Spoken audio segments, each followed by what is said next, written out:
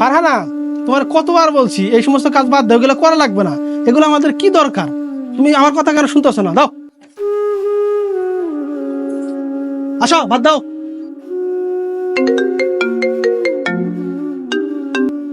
আসসালামু আলাইকুম স্যার। কি? আরে কি হয়েছে? আরে অফিসের স্যার ফোন দিছিল, বললো আমার আর চাকরিতে যাইতে হবে না।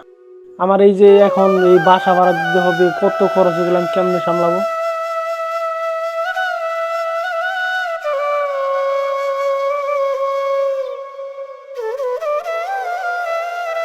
এই নেন, এই টাকাগুলা রাখেন। আমি সেলাই মেশিনের কাজ করে এই টাকাগুলা জমাইছিলাম। এটা দিয়ে আমরা কিছুদিন চলতে পারবো।